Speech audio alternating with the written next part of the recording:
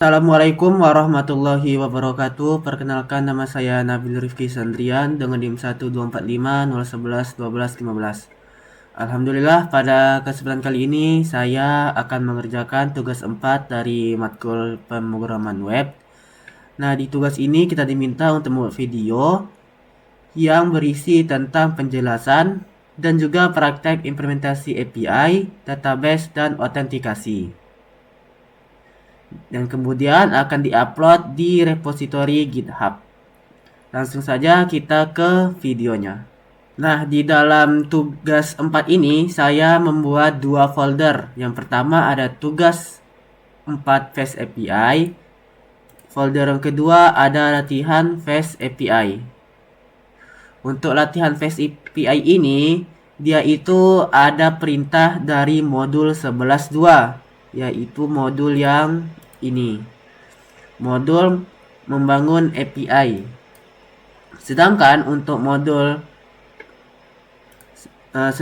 untuk folder yang lain, yaitu folder tugas 4 API, di sini dia menyangkut dari modul 11.1 dan juga modul 12. Berarti nanti folder tugas 4 API itu dia memuat dari codingan dari modul ini, modul 11.1 dan modul 12. Langsung saja kita ke modul 1 terlebih dahulu.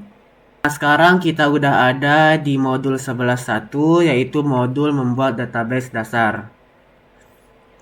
Di modul ini kita diminta untuk membuat file konfigurasi database dengan nama file database.python.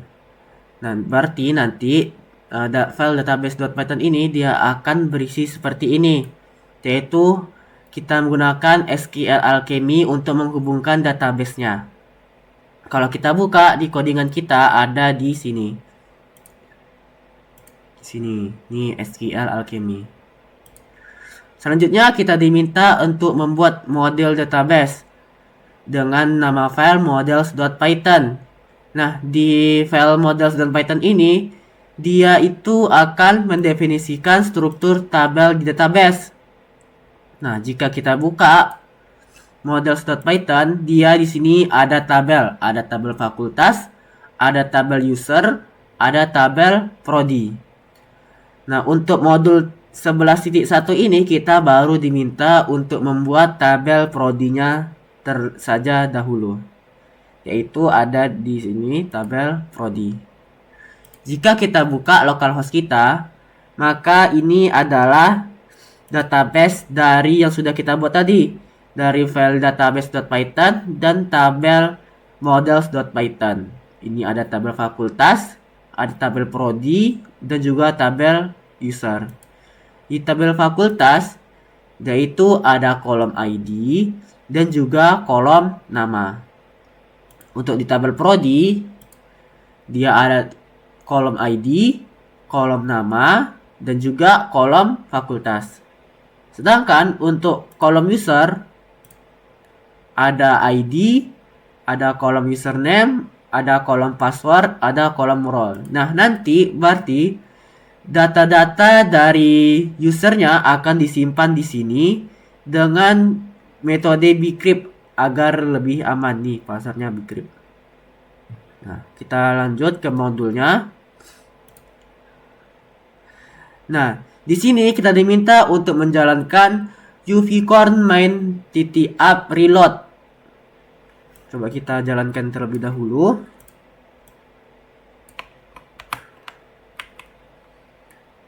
Lalu kita buka terminal dan kita jalankan.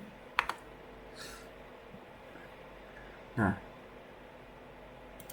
jika kita buka laman ini, dia akan keluar pesan akses ditolak, akses token tidak ditemukan. Kenapa bisa seperti ini? Karena akses token ini dia itu sebagai penghalang gitu atau pemberi akses yang akan kita bahas di modul ke-12 nanti. Di sini nanti akan kita bahas mengenai akses tokennya. Langsung saja kita ke modul 11 yang kedua. Nah, sekarang kita udah berada di modul 11.2. Di modul 11.2 ini kita diminta untuk membuat file bernama main.python. Di dalam file main.python ini kita akan tulis ini. Nih. Nanti dia akan menghasilkan return selamat datang di practicumfest.api. Bagaimana cara lihatnya? Pertama kita copy dulu ini. Lalu kita letak di terminal. Nah, selanjutnya kita buka laman https 127.001.8000. Nah, dia akan mengeluarkan return yaitu message selamat datang di Practicum Fest API.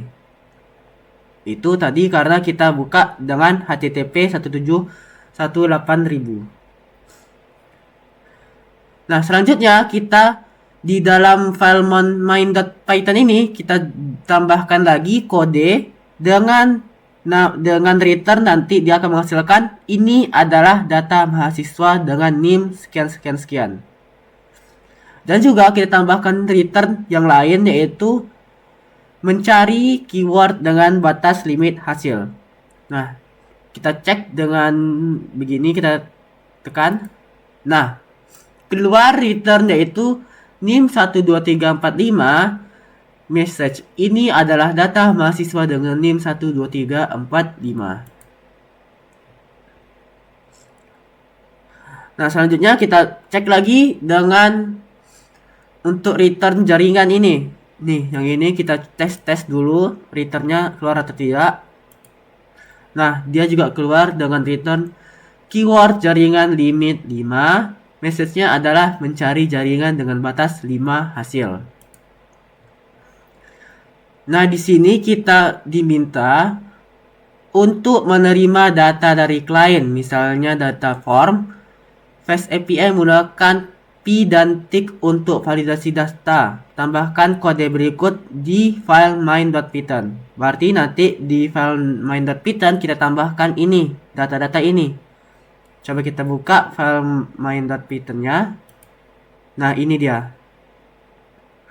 Ada NIM, ada nama, ada jurusan, dan juga ada angkatan.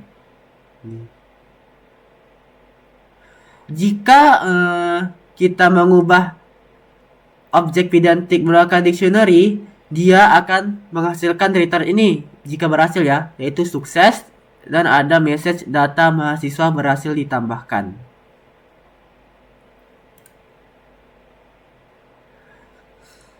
Nah, sekarang kita coba uji menggunakan Swagger.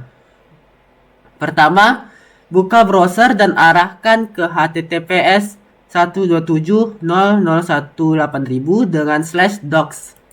Nah, di sini sudah berhasil kita buka. Lalu kita diminta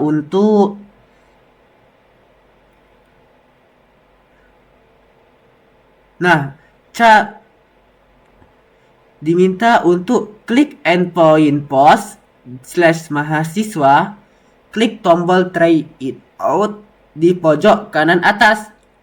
Modifikasi request body JSON di kolom dan yang disediakan. Coba kita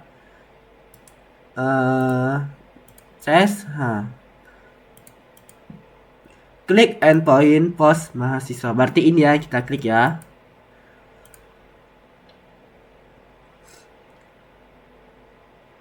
Lalu modifikasi request body JSON di kolom yang disediakan. Berarti kita tekan dulu try it out-nya, try it out. Nah, ini tadi adalah modifikasi request body JSON. Berarti ini dia. Lalu kita isi dengan nama kita, misalnya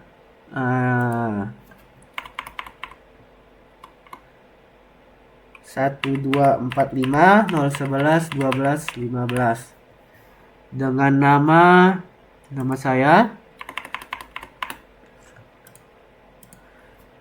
Nabil Rizky.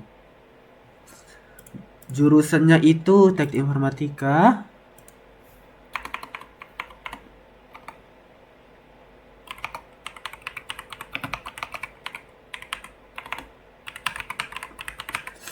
Angkatan 2024. Nah, lalu di sini kita diminta untuk klik tombol execute.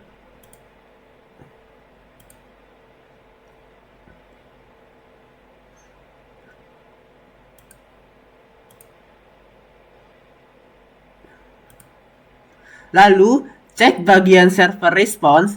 Anda akan melihat status 200 OK dan data berhasil dikembalikan.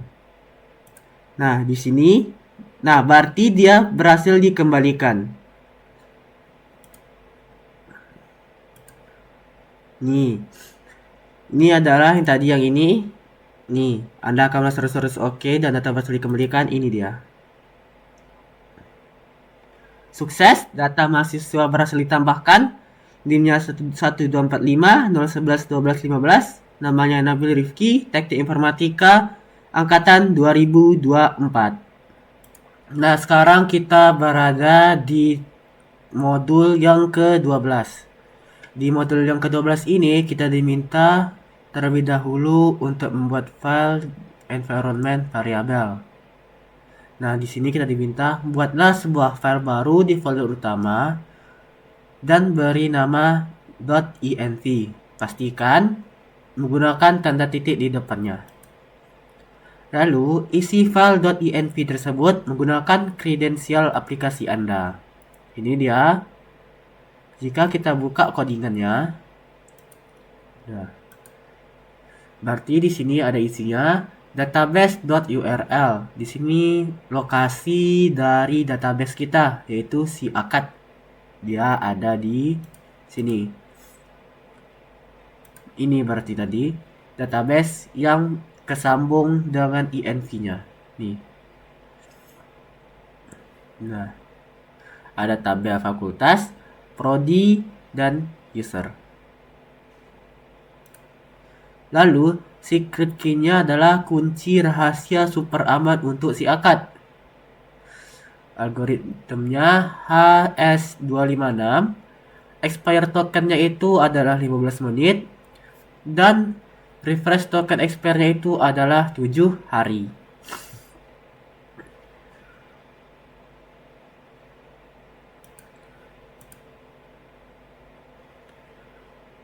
Nah, di sini kita diminta untuk melakukan pembaruan database.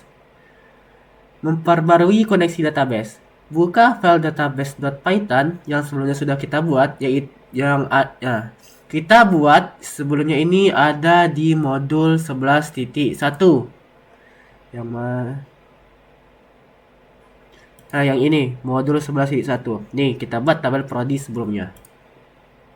Sedangkan di modul 12 ini kita diminta untuk membuat atau menambahkan tabel user di bawah kelas prodi.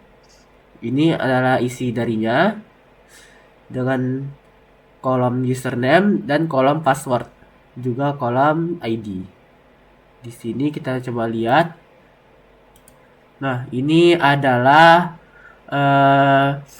tabel dari user, yaitu tabel yang kita diminta untuk dibuat di modul ke-12.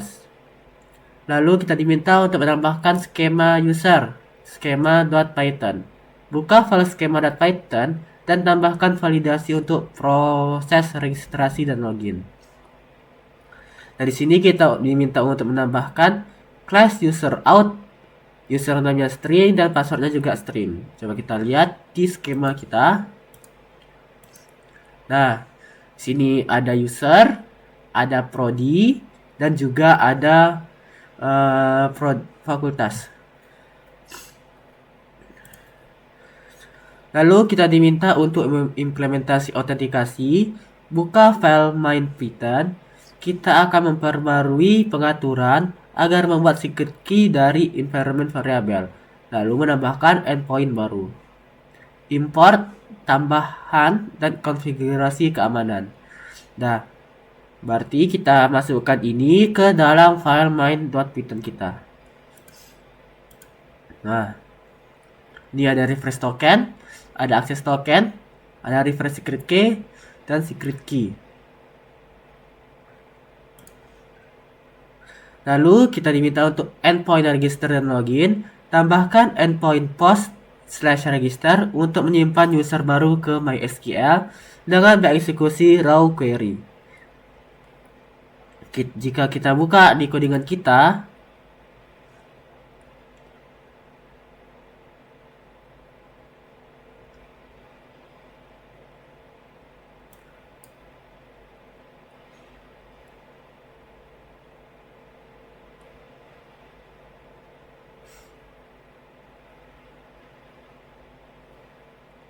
nah di sini dia /register.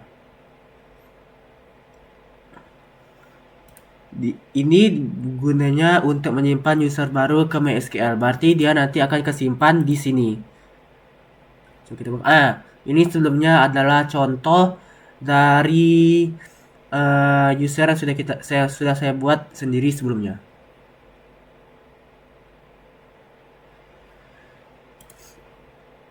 Nah, lalu kita diminta untuk membuat endpoint login. Tambahkan endpoint post_login untuk memvalidasi user dan mengirimkan HTTP only cookie pada saat login. Kita menerbitkan access token dan refresh token secara bersamaan. Berarti coba kita lihat di codingan. Nah, di sini dia. Username atau password salah. Selanjutnya, endpoint refresh token. Endpoint ini khusus untuk akses ketika akses token sudah kadaluarsa. Nah, langsung saja kita lakukan pengujian praktikum menggunakan Postman. Pastikan server berjalan menggunakan perintah uvcorn_main.app. Kita coba dulu, kita jalankan uvcorn-nya. Nah, di sini sudah jalan uvcorn_main.app.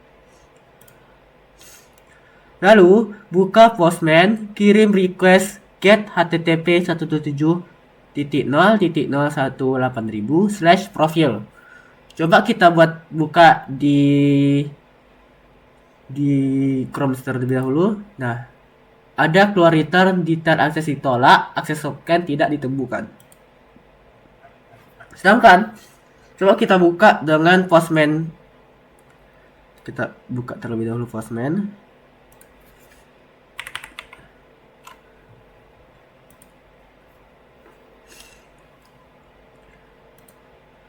Nah, di sini kan kita diminta untuk membuka http 170.0.18000/profil. Kita akan mendapatkan pesan error 403 akses ditolak. Ini outputannya. Coba kita send. Nah, akses ditolak, akses token tidak ditemukan. Sama ya. Lalu kita coba lakukan proses register dengan cara kirim post http 127.18000/register. Kita coba post dengan laman web.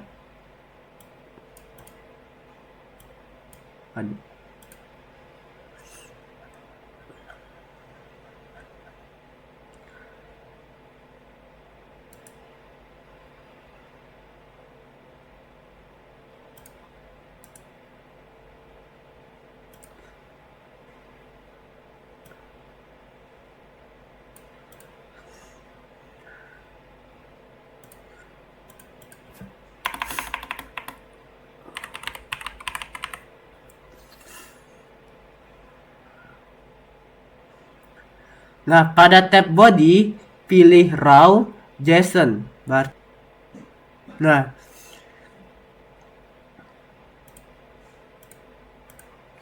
pada ini kita diminta untuk pilih body, lalu dia raw ya. Sama perintahnya. Ini pilih tab body, pilih raw JSON.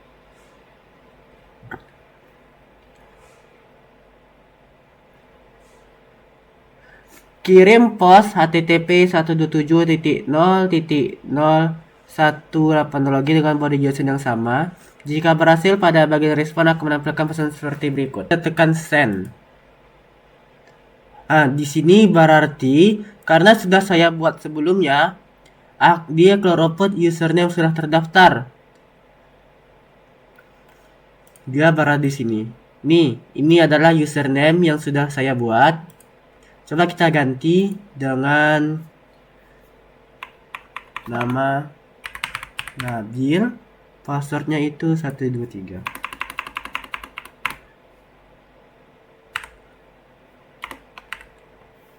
Nah, coba kita send. Nah, registrasi berhasil. Silahkan login.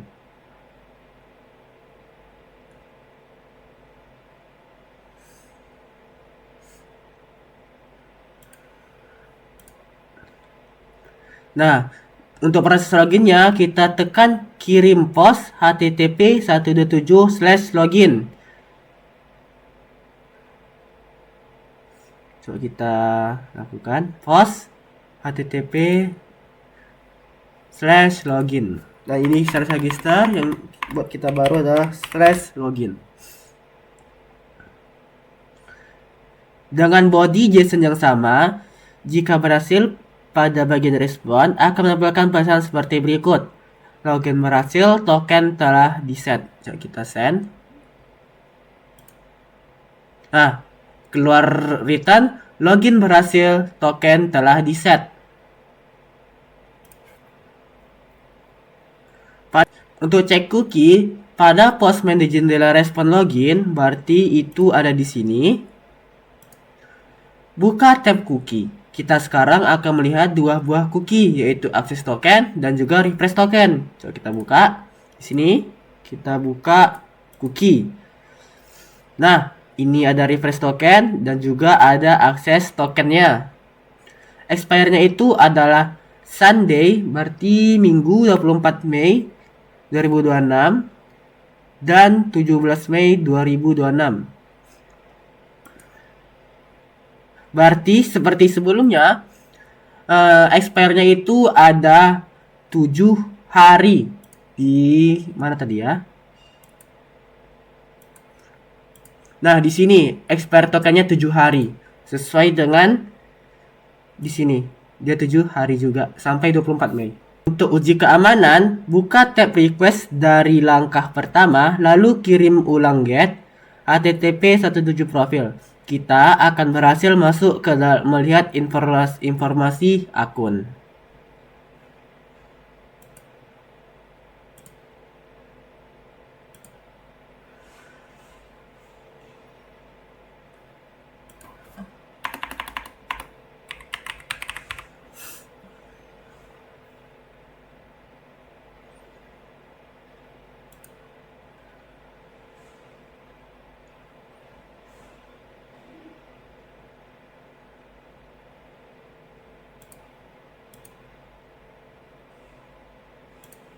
Nah, di sini kita sudah berhasil masuk ke dalam informasi akun. Di sini kita bisa melihat, selamat datang di area rahasia. Username-nya adalah Nabil, role-nya sebagai admin. Nah, coba kita lihat di usernya di database SIAKAT bagian tabel user. Di sini sudah bertambah user baru yang sudah kita buat sebelumnya, yaitu user Nabil dengan Bcrypt. Sebelumnya kan cuman user admin nih yang ada akses. Sekarang juga udah ada Nabil karena tadi sudah kita tambahkan dengan register di Postman. Sekian saja tugas 4 saya mengenai implementasi API, database, dan autentikasi. Lebih dan kurang saya mohon maaf. Wabillahi taufiq wal hidayah. Wassalamualaikum warahmatullahi wabarakatuh. Terima kasih.